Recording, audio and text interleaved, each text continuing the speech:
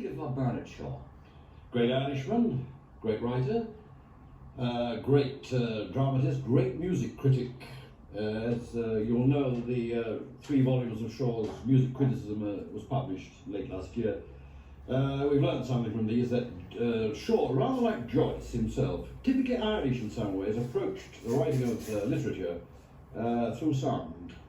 When Shaw wrote a play, he wrote it in terms of an opera, with different voices, soprano, alto, tenor, and so on, with arias, with recitatives, and with an attempt to produce musical climaxes.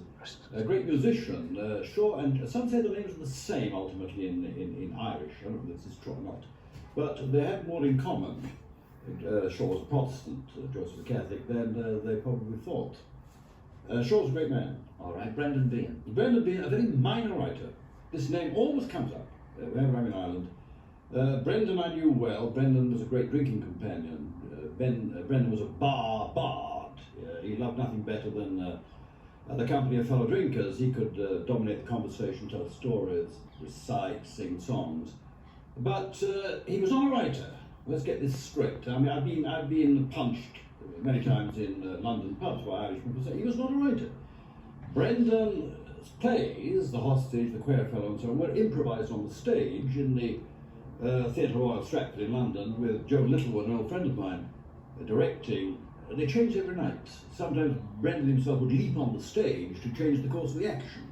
You know, if the box office returns were pretty low, he'd say, right, now's the time, and he'd get drunk, and on the stage he'd go, and everybody would read in the papers the following day, you know, dramatist interferes, you know, in play, and then people would come and see it.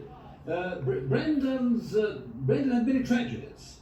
One of his tragedies was the fact he belonged to the IRA, that he was responsible by putting a letter bomb in a post box for killing a small child.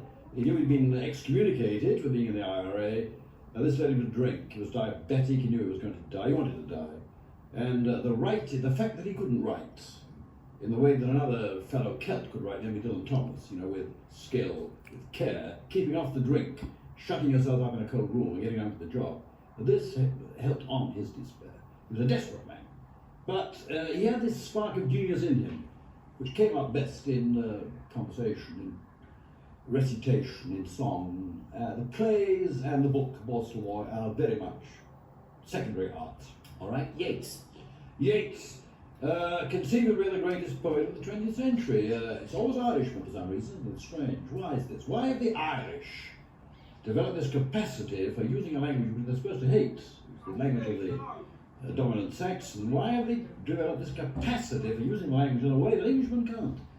I could recite Yeats, you know, for the rest of the evening, but that would not be very entertaining for most of you. Yeats was the greatest poet of the 20th century. Possibly, he runs neck and neck with T.S. Eliot, another non-Englishman, an American in fact. But Yeats, I think, probably would win.